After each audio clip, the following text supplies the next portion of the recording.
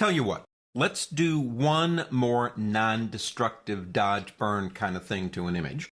Open up Pyramid right here. This is not a photo spin image, but the problem with this one, these were taken a long time ago, over 25 years ago, and they were film converted digital. See how the sky drops off up here? It gets really dark. I want to fix that problem. This area I don't want to change. So we got a couple of things we're going to do. Number one, we're going to make a new layer. Just a plain old run-of-the-mill layer. Click the button right down there to do that.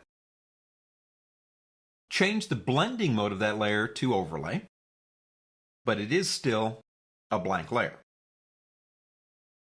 We need a completely perfectly neutral color. Now in the previous lesson, if you use a perfectly neutral gray with this layer, with overlay, basically it won't do a thing. I don't want it to change these areas, I just want it to change this up here. So let's go into our color panel. Now if you don't see that, you can get it from the word window right up here.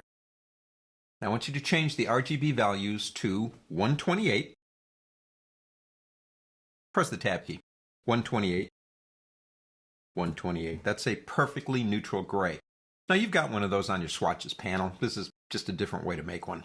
You will notice that since we have done that, the color is indeed right down here, and that's where I want it. I want it down there. I want to reverse the colors. Little X, little bent arrow right there. Press the letter X on your keyboard, because I want to start with white. Now white is going to lighten. The neutral won't change anything. So from about here down, I'm happy with the image. It's here up I've got the problem with. So with layer 1 with an overlay blending mode selected, come over here and pick up your gradient tool. Make sure by clicking this little down arrow right there that you have this option selected, which is foreground to background, and this option right here, which is linear gradient. Incidentally, although we don't change these things very often, make sure your blending mode is at normal and opacity is at 100%. I'm going to get right about here, and I'm going to drag down using the shift key to keep it straight to about there, and you can see it's beginning to lighten that. I think I'm going to try that again. You can redo this. I'm going to try drawing, say, about like that. Because that area, if I turn that on and off, as you can see, it's just beginning to lighten the sky, but it's not impacting anything else because of the gradient we're using. I want another one of these so I can lighten it that much more. So make a copy of layer 1 with a Control J.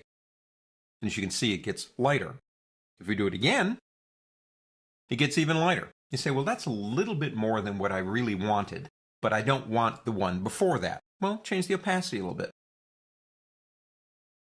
Total control, 3 of these overlay layers, it took to brighten up that sky. But since the bottom is a neutral gray, it didn't impact anything down here. Just one more way to non-destructively edit an image in Adobe Photoshop. On to the next.